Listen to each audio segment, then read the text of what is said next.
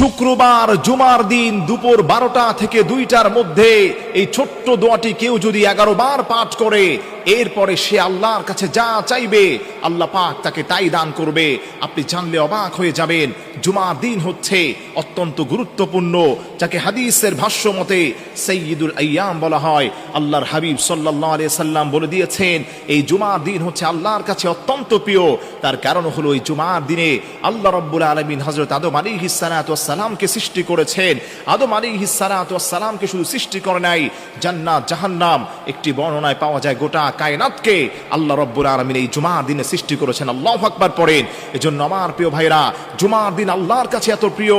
আল্লাহর হাবিব বলেন, এই জুমার দিনে কেউ যদি বেশি বেশি আল্লাহর কাছে দোয়া করতে পারে, আল্লাহ ওই গোলামের দোয়াগুলোকে কবুল করেন। এবং স্পেশালি যদি কিছু দোয়া পড়ে, কিছু নাম নিয়ে দোয়া করে, আল্লাহ তৎক্ষণাৎ ওই দোয়াকে কবুল করে নেন। মনে রাখবেন, শুক্রবার জুমার দিন দুপুর 12টা থেকে 2টার মধ্যে আপনি যদি এই দোয়াটাকে 11 বার পড়বেন, আপনি পড়বেন ইয়া রাহিমাল মাসাকিন, ইয়া রাহিমাল মাসাকিন, ইয়া রাহিমাল মাসাকিন।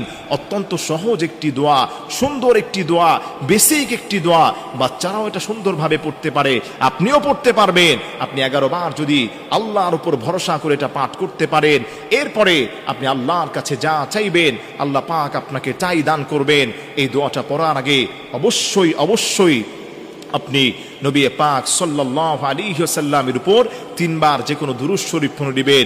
দুরূদ শরীফ হচ্ছে এমন আমল, যে দুরূদ শরীফটা পড়ার কারণে আল্লাহ রাব্বুল আলামিন ওই বান্দার গুনাহগুলোকে মাফ করে দেন, তার দোয়াগুলোকে কবুল করেন। দোয়া যদি আপনি কবুল করাতে চান, তাহলে অবশ্যই অবশ্যই আপনাকে নবী সাল্লাল্লাহু আলাইহি ওয়াসাল্লামের উপর দুরূদ পড়তে হবে। যে যত বেশি নবীজির উপর দুরূদ পড়বে, আল্লাহ পাক তাকে তার দোয়া তত বেশি কবুল করে নেবেন। সুবহানাল্লাহ পড়েন।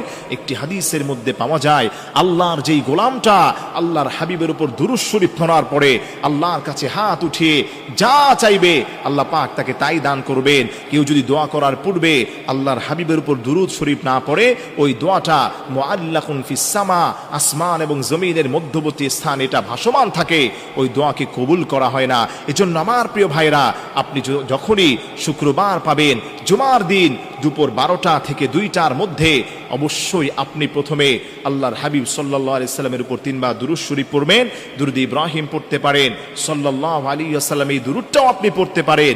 এরপরে হাতে গুনে গুনে আপনি 11 বার পড়বেন ইয়া রাহিমাল মাসাকিন, ইয়া রাহিমাল মাসাকিন, ইয়া রাহিমাল মাসাকিন। এই ছোট্ট দোয়াটি আপনি 11 বার পাঠ করে আবারও 3 বার নবী পাক সাল্লাল্লাহু আলাইহি সাল্লামের উপর দুরূদ শরীফ পেশ করবেন।